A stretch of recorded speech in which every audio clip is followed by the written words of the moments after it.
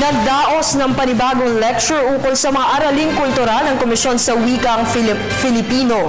Ipinangalan ng KWF ang lecture sa isang dating maestrado ng bansa na nakilala bilang arkitekto ng wikang pambansa.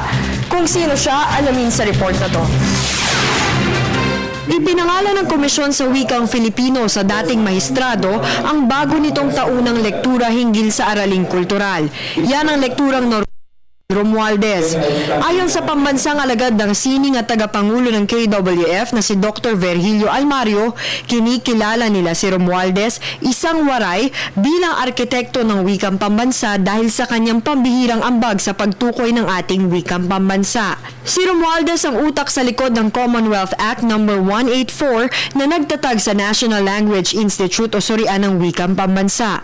Ito ang sagot sa probisyon ng Section 3 Article 14 ng 1935 Constitution na bumuo ng isang grupo na magsasaliksik at magpapanukala kung alin ang dapat maging wika.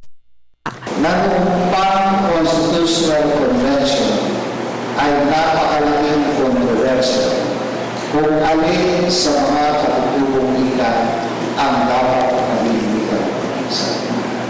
At marami na umuulan o na antay-Tagalog na nagsasabi na maprasuhin ni Pangulong Quezon para ang Tagalog ang maging wikang pambansa.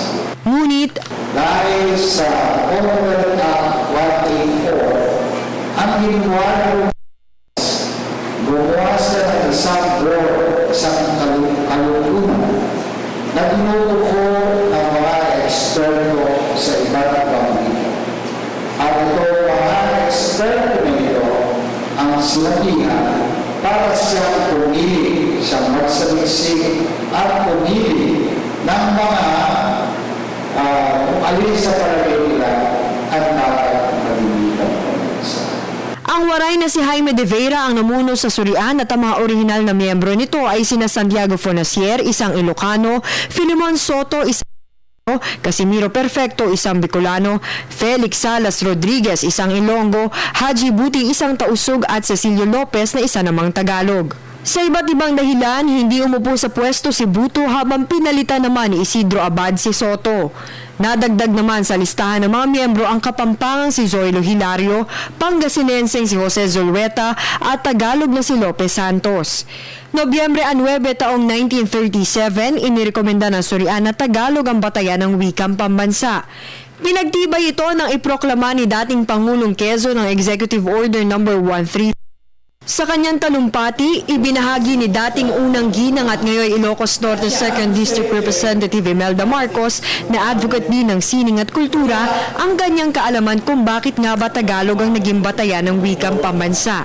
Anya, bilang anak ng kapatid ni Norberto na nagsaliksik para sa Surian, may dalawang natatanging dahilan kung bakit nga ba Tagalog ang napili bilang basehan ng wikang pambansa. Ang pinakamagandang dialect sa lahat ng Pilipinas, sabi niya, pinakamayaman ay Tagalog.